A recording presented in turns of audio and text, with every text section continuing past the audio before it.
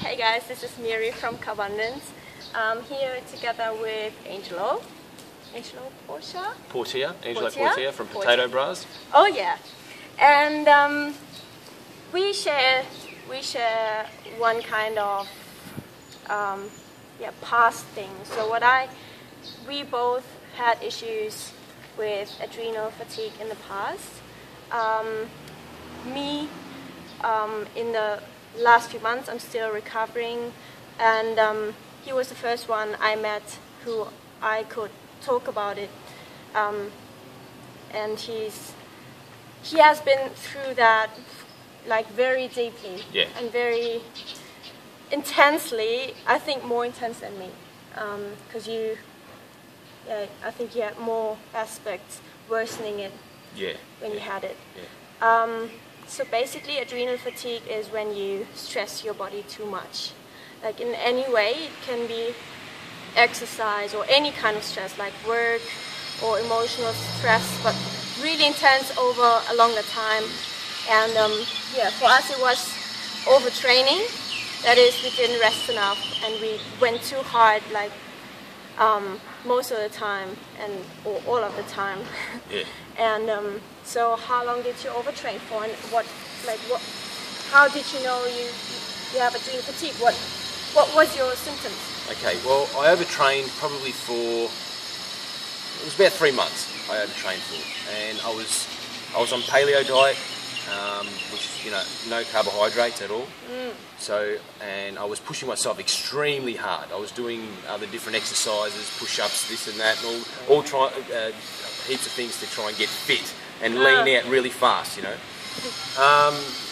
So yeah, it was about 3 months I overtrained, and then all of a sudden I started getting symptoms like arrhythmia. My heart was like fluttering, almost like an arrhythmia, and also I started getting digestive problems, but they were light. They weren't really strong at that point. They got stronger a bit later. And what else? I had sleep issues, but it was mostly. What does that mean? Like everyone wakes up sometime. Well, I had trouble getting to sleep. Oh. And I started developing anxiety as well.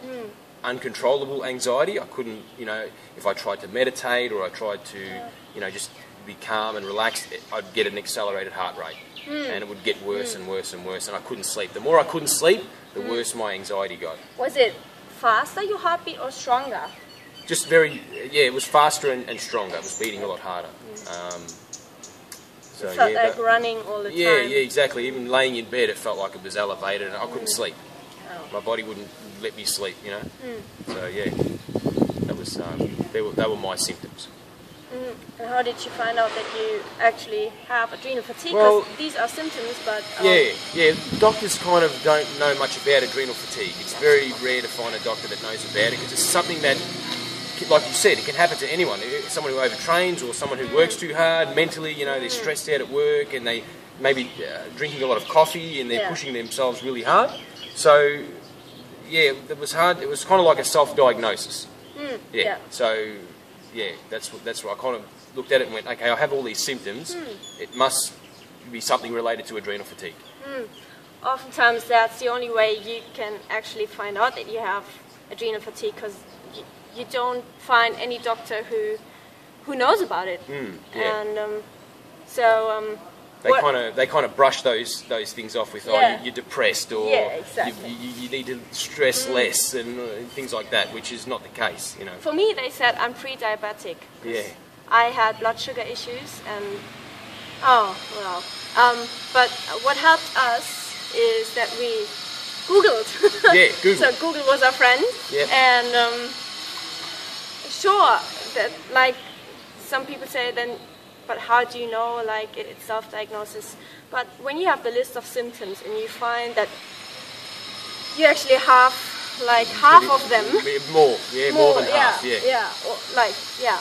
exactly, more than half. Then, I guess it's easy to... I mean, you have sleep disturbances, you have, maybe an arrhythmia, heart problems. Anxiety, I think, is a big one. You can get anxious. I got anxious, and I know a lot of like forums. I read forums on adrenal fatigue, and a lot of people had anxiety as well. That they would like some people never had anxiety in their life, and they've done something too hard and got adrenal fatigue, and their anxiety's gotten like all of a sudden it's there. Yeah. You know. Yeah. Because your hormones they go out of whack with adrenal fatigue.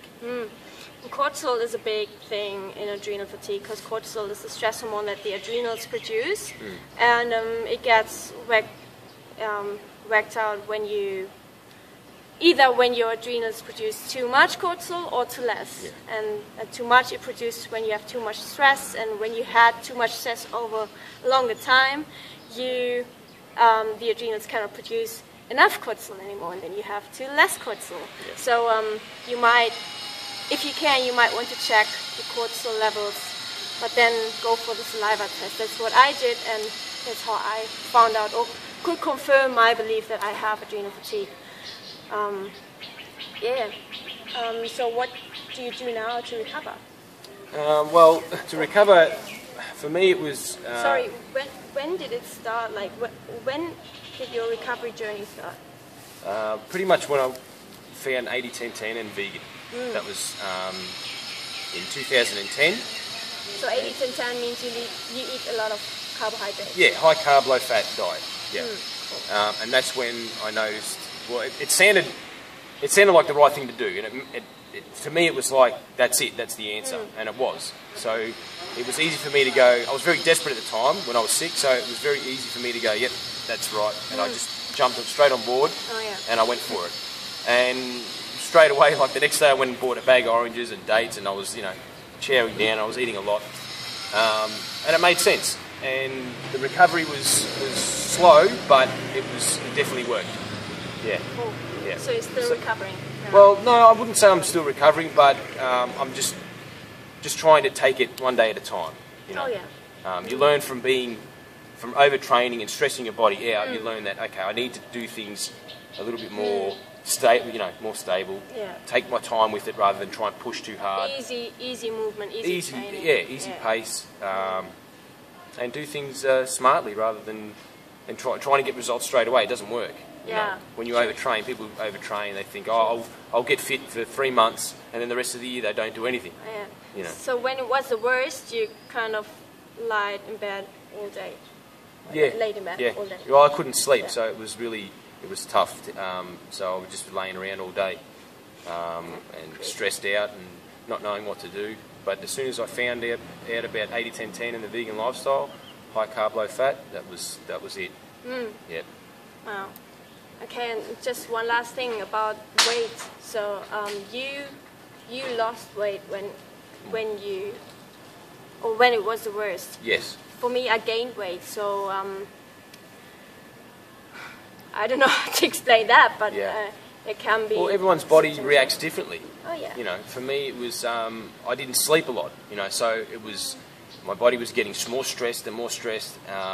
And I wasn't sure on what to eat because I had certain reactions to certain foods, so I was a little bit almost scared to eat food in a way.